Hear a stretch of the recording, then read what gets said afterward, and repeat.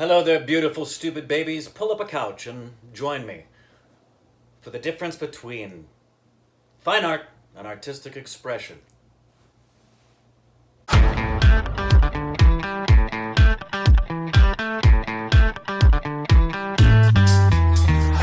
time to spend some time with Rick. It's time to spend some time with Rick. He's a lean and mean former child star and genuine wear. Hear him sing, watch him dance, he'll put you under his spell. Behind the scenes, Uncle John or buddy time with his kids. Everybody around the world, tell what time it is. It's time to spend some time with Rick. Jump back, kiss myself. It's time to spend some time with Rick. With Rick. What time is it? With Rick. What time is it? With Rick. What time is it? That's right, the difference between fine art and artistic expression. It occurred to me it's been a long time that we've been reviewing movies and talking about artistry for, better part of a year now, and I have never once really gone into detail about the frame of reference that I use for my critiquing and looking at artistry. Obviously, the principles about that come out when I'm sharing that, but I don't definitively talk about them, and I thought it would be very helpful for me to do that so that you would not only know where it is I'm coming from and my frame of reference for my looking at artistry and why I may like something or may not like something, particularly when we get into things like the Underhand controversy. For those of you who don't know, many moons ago, a long time ago in a galaxy far, far away, I was a teacher. And in addition to being a teacher, I was asked by the headmaster of the school where I taught, at the conclusion of a school year, he said he had a vision for a conservatory of fine art for the school from K through 12. And at the time I was the theater teacher, and he said he wanted me to be the director of that conservatory. And would I, at the beginning of the new school year coming up in September, give an articulation about what that would look like, which gave me the entire summer to put something together. And obviously, having been in the world of theater and acting since the age of 4, I already had a frame of reference, but I had never really put together an articulation that I could communicate that was conjoined to a vision for the Conservatory of Fine Art. So I spent that entire summer doing nothing because I was a teacher and I had the summers off. I spent that entire summer doing research and creating an articulation of what it meant to be a conservatory of fine art, why a conservatory of fine art was needed at the school from K through 12, and what the long-term vision of that would be and why. And that really became the real point of me being able to articulate what I believe about artistry and why some things I like and some things I don't. Apart from the natural aesthetic, let me just get that straight out the bat. You don't have to have a definitive definition about fine artistry or artistic expression in order to have an appreciation of art. It's one of the most beautiful things about art is that there is a level of that can be purely subjective, in the same way that you eat food and say, I like mushrooms, I don't like mushrooms. Cool. However, there are some things, using the culinary example, where people may say, I don't like escargot. That doesn't change the fact that escargot is considered a delicacy in the world of food. And there are things in the world of food that are considered, oh poo! Oh poo! Choo-choo train went by. There are things in the world of artistry that, there are things in the world of the culinary world that would be considered the creme de la creme, and they meet the particular criteria and principles of culinary expertise. And everyone's palate may not particularly like that, but that doesn't negate the reality of the culinary expertise, especially to those who understand the principles of culinary expertise.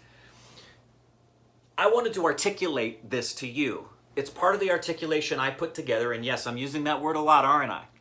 Articulate. Say it with me, would you? Articulate. Come on, don't be shy. Articulate. Fine artistry versus artistic expression, which, by the way, we are not going to cover all of this in one shot. Because what I'm about to cover with you is going to require probably, I have no idea how many videos this is going to take. I'm going to begin this today, and this is going to take us a while, but this is going to be something I can have in the library of my videos that from now on, whenever new Stupid babies come into the fold of the Stupid family, they'll have a frame of reference as to where I'm coming from, and hopefully this will not just give you a frame of reference as to where I'm coming from, but this is going to give you a new template from which you can gain a greater appreciation for fine artistry and understand the difference between what truly is fine art and great achievements in it versus artistic expression. And why Corbin and I would say we appreciate a Nawazuddin Siddiqui more than we would other actors, or we would appreciate a director like a Vishal Bhardwaj or a Sanjay Leela Bhansali or an Anurag Kashyap or a Zoya, or I could go down the list of so many directors that we appreciate, because from my frame of reference, every single one of them, when I find them to be at a level of excellence, they have met the criteria for fine art. I'm going to give you complexity in my answer, but I'm also going to give you simplicity. So some of the time when I talk to you about this, it's going to feel like you're drinking water from a fire hose. It's just going to be too much information, and you may go back and watch it again, for those of you who are gluttons for punishment.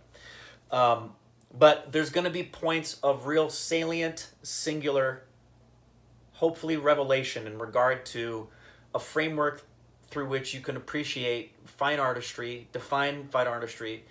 And again, this isn't to negate the subjective opinion of people who can like a film just because they like a film, okay? That's, again, the beauty of artistry.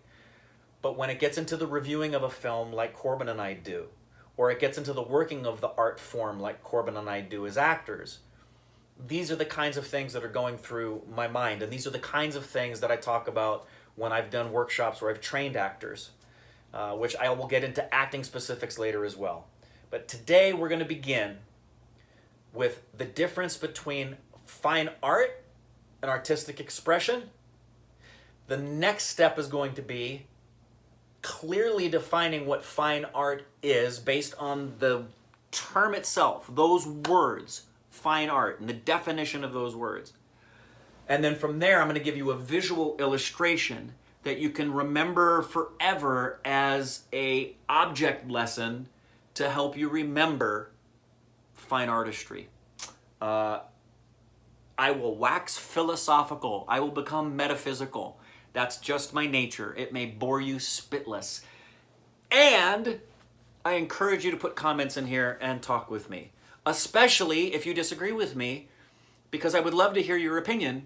We may have a wonderful disagreement where we agree to disagree, but you very well may give me some information that I've never even thought of or seen. You may point out something where I'm contradicting myself, and I'll realize, oh, wait a minute, I don't know as much as I thought about that. I encourage you to do that here. Can you tell me right now off the top of your head, what is the difference between fine art and artistic expression? If someone were just going to ask you that right off the bat and say, what's the difference between fine art and artistic expression? I bet you would have a definition of some kind. I'm pretty sure you would. But would that definition be not only articulate and understandable, would it be grounded in truth about what those things are? I am a big believer in truth, and I am also a big believer in absolutes. Sorry to tell you, there are some things that are absolute, and there are some things that are truth, irrespective of what somebody believes. Example, irrespective of where you come from and what you believe, 1 and 1 will always be 2, at least in this time-space continuum and this universe. I don't negate the fact that there are multiverses where the laws of physics may not apply, but when it comes to our time-space continuum and our universe and this realm, 1 and 1 is 2, whether you like it or not. And there are absolutes. Two gentlemen were having a conversation. One man said, there are no absolutes. The second man said, that is an absolute statement. That's just an example that there are absolutes, guys. If you don't believe me, then you've probably never gone hunting and watched what happens when you pull the trigger on a bullet and it goes into a deer. That deer is absolutely dead. You will never bring that bullet back into the gun. You will never bring that deer back to life. It scares me when people don't accept objective reality and the fact that there are absolutes. Scares me. The difference between fine art and artistic expression can pretty much be explained this way. First of all, when we're talking about fine art and the fine arts, what we're typically talking about as far as a discipline is concerned is we're talking about music, dance, theater, and visual arts. Those are the fine arts. Now there's also fine artistry, which is typically expressed within those four disciplines of music and dance and visual artistry and theater. And all of the sub-disciplines that fall within that. Theater, for example, covers everything that you would do on stage or on screen. That all falls within that. And sometimes, obviously, other elements of the fine arts are incorporated into that fine art, which is one of the reasons why my favorite genre of film is the musical, because the movie musical incorporates all of the fine arts. It covers visual artistry, music, dance, and theater. I love that. But there's a difference between fine art versus artistic expression. And let me give you an example. Pretty much everybody you know would have a family member, a father or grandfather, a mother or grandmother, who would receive a little crayon drawing from their child or grandchild that they think is absolutely wonderful, and they would put it up on the wall, or they would put it up on, here in America, you probably do this too, you put it on the refrigerator with a magnet, and there's Johnny's little drawing. Or when my kids were little, any one of them, let's use Micah for example. When Micah was 5, he would have drawn something and said, "Daddy, I drew this picture for you." And I would put it up there on the refrigerator for everyone to see, and I would adore that. I would save that. I still have pictures my kids drew from when they were kids. That is artistic expression, that drawing that my son did. But it would not qualify as fine art. If I were to take that to a museum and want them to put that on display, it would not have met the criteria of fine artistry. Why? Is that because the people in the world of fine artistry have something against my son? No. Is it because he's 5 years old? No. Mozart was creating masterpieces when he was that age. It has to do with certain criteria that qualifies something to be considered fine art. And therein lies the difference. My Undahan rant, you'll see, was driven by my deep core belief in the difference between fine artistry and artistic expression. And that is what I'm going to get into definitively in the next video that I do for you. This is the introduction. The next video is going to get into the definition of fine art itself and how you differentiate from just artistic expression, Micah's drawing, to fine artistry, Michelangelo. And I'm going to use something extraordinarily high-tech, something I've never used on this channel before, something that's going to absolutely blow your minds when you see what I've been able to do in my growth as a YouTuber. The whiteboard. See you next time. If you like this video and want some more, subscribe right now and you'll adore the time you spend with me and your extended family. And if generosity turns you on, just click that link to Patreon and give until your money's gone and no one else will be. Rick Siegel, an institution of silliness for everyone but Corbin's mom.